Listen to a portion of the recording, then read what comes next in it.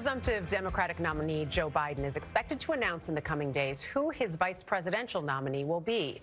This as President Trump is floating the idea of postponing the election. With more on both stories, now we are joined by CBS News political correspondent Ed O'Keefe in Washington. Ed, let's start with the potential VP pick for Vice President Biden. What do we know about the vetting process right now? I know we've heard there are still a little more than 10 women that are involved. That's right. About 10, 11 women, depending on how you count it.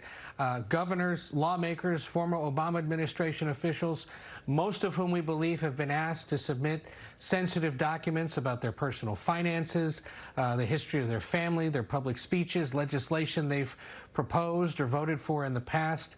All of this leading up to an announcement that we're told is unlikely next week, but very likely the week after, which would be just the week before the Democratic convention is supposed to get underway.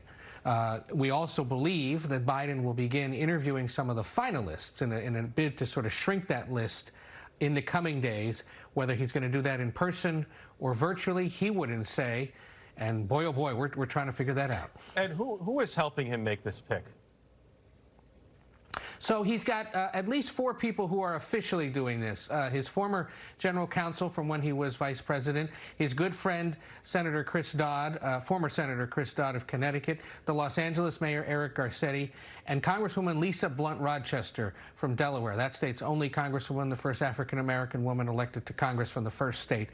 They have been doing the paperwork gathering, the initial interviews. They're leading teams of volunteer attorneys who are doing deeper vets. But beyond them, he's going to consult his wife, Dr. Jill Biden, his sister Valerie, and about 2 or 3 aides who've been with him since the 1970s. This will be a very close hold decision. You try to talk to people across the campaign who admit they don't know much about what's going on right now, what's in his head. That's partly because of the pandemic and they're literally not around him, but also because they know he keeps close counsel. And any indication, though, I feel silly asking this now after you said that, but I'm going to ask anyway, any indication about what has become the most important trait or traits to him in this candidate?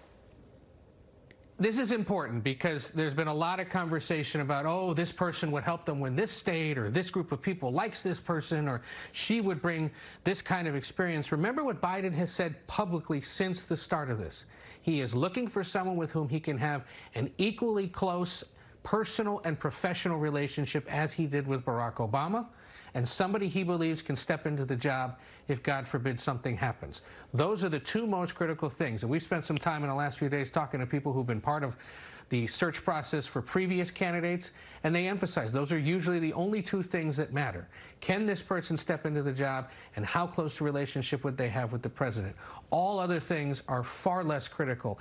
And history shows picking this person isn't necessarily a big factor in who voters ultimately vote for, perhaps the exception to that being in recent years when John McCain picked Sarah Palin, because there was so much concern that Palin perhaps wasn't ready for the job. All right. And finally, Ed, not that anyone's counting, but 93 days until the election. From the polling you've seen and the reporting you've done, how many people are still making up their minds? Oh, very few. Only about like 5–6% of voters, roughly. At this point, it's not who you're going to vote for, but how you're going to vote. Will you vote absentee? Can you vote absentee? Or are you willing to stand in line? And we should repeat again, because we've said it before, we will say it again. The president thinks he can move the election. He cannot do that without Congress acting. And lawmakers say they have no interest in moving the date. That is correct. That is a congressional call. Ed O'Keefe, thank you very much.